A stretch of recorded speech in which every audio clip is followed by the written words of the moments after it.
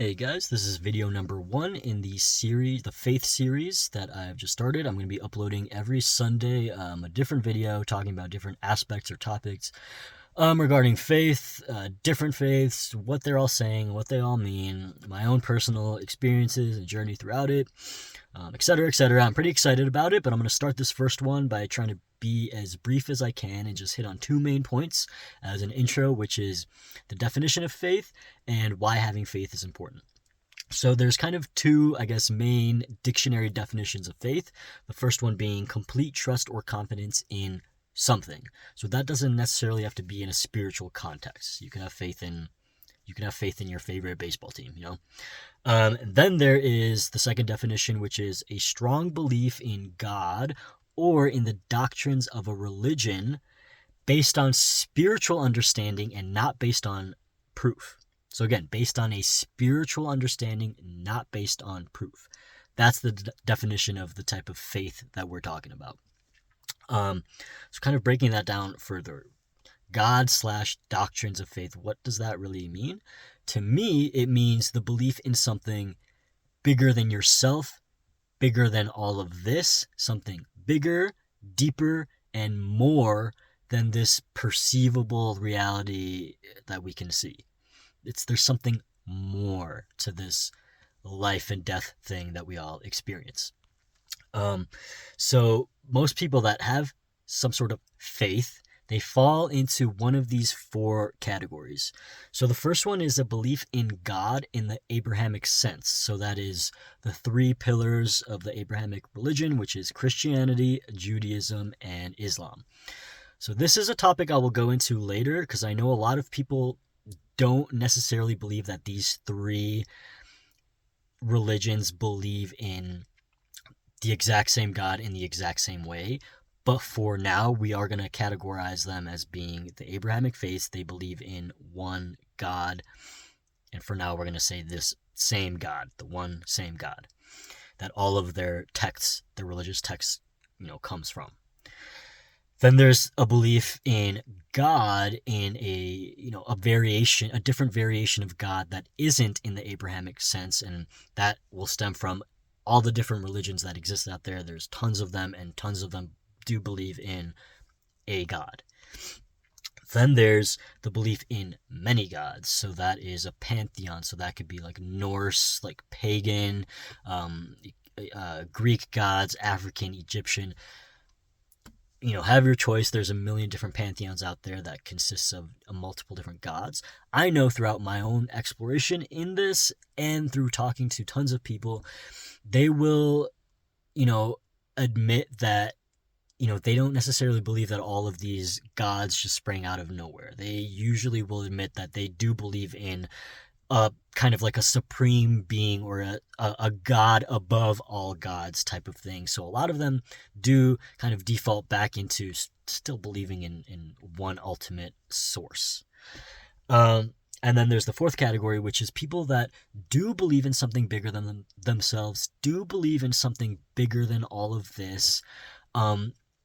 They know that there's some sort of mystery and magic and something deeper than this life and death stuff that we experience, but they don't know what that is, and they don't identify it as like a being or an entity or like something that has, like a personality or something that's like us. They kind of default into a more vague or obscure thing like the universe.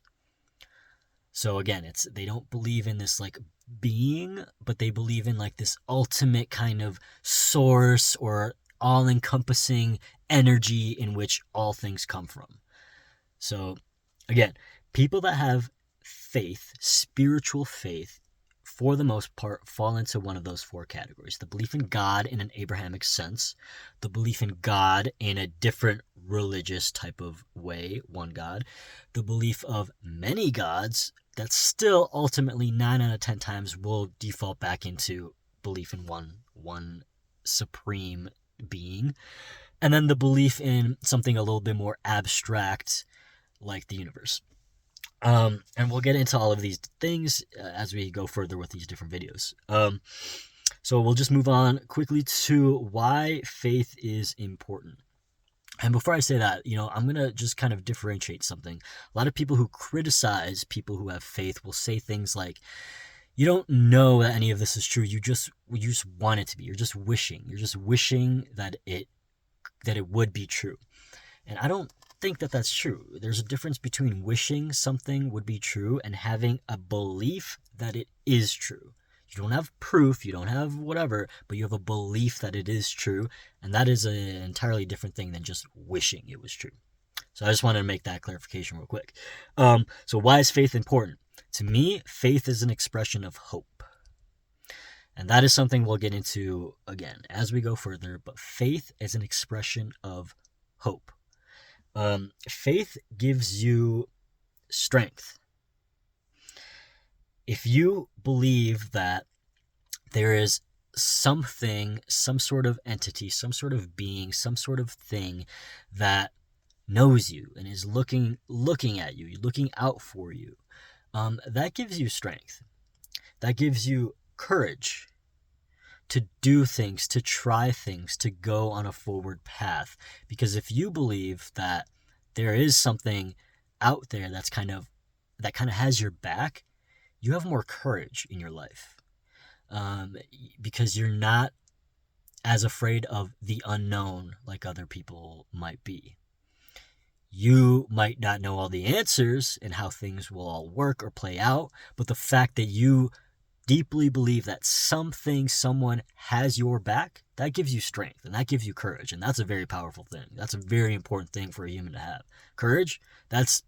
Having courage is life-changing. And faith also gives you stability.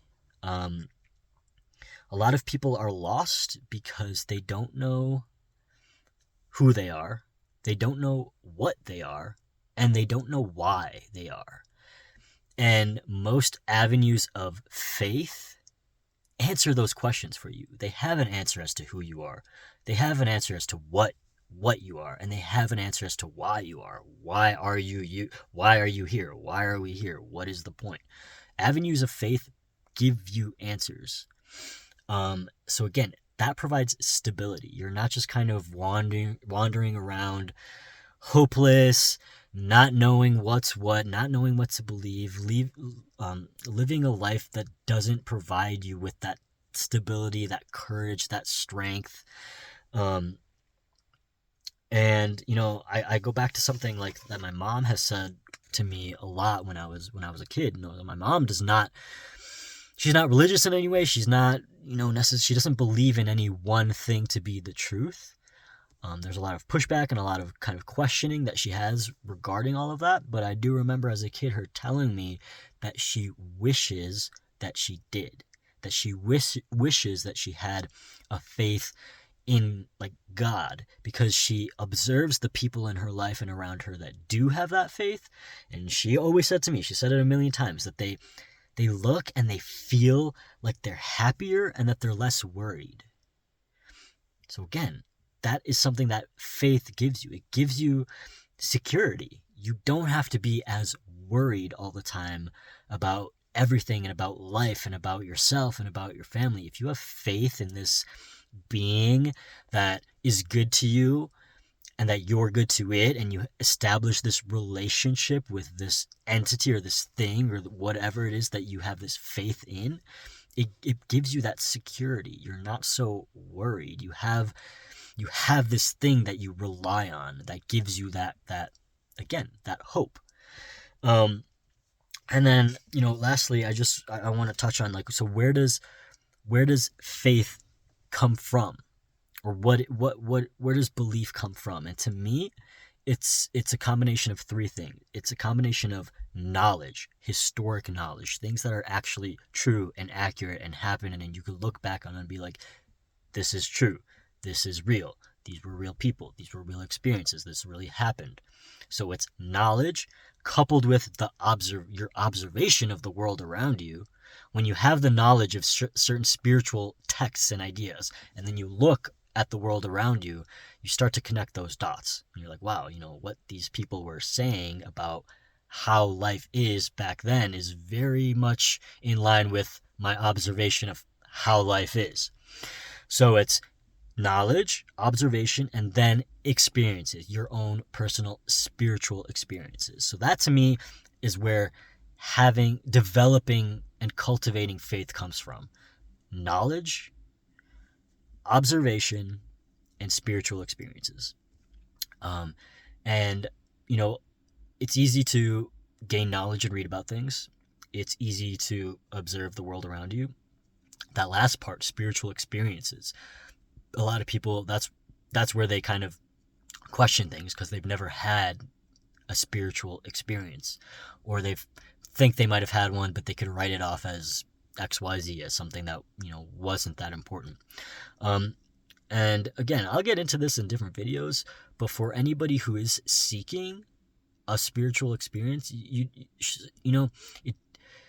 it doesn't, to some people, it just happens. You'll just have an experience that you weren't asking for, you weren't looking for, and it happens. And then there's other people that they do have to kind of seek it out.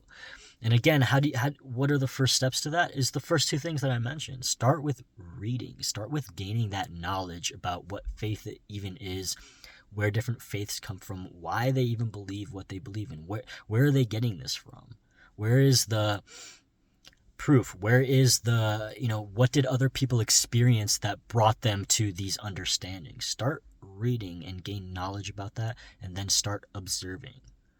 If you do those two things, and you do it with the intention that you want to seek this out, I promise you, you're gonna start to have some experiences too.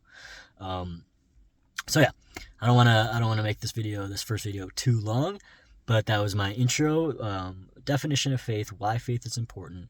Both of those two topics we'll go deeper into as the series goes on, and I hope you guys enjoyed that.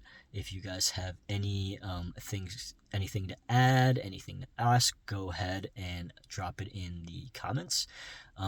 For those of you that might be viewing this video strictly from YouTube, the comments are turned off, and the reason for that is this series of videos is intended for my community on Discord to engage in. I don't feel like I'm kind of monitoring and engaging in comments via YouTube, but I do want them accessible for people to see. So if you see my content on YouTube and you like my videos and you want to actually engage with them, hit me up, send me a message. I will send you an invite to the actual community in which all of the conversation about the videos will be happening. So yeah, hope you guys have a great rest of your Sunday, and we'll see you next week. Peace.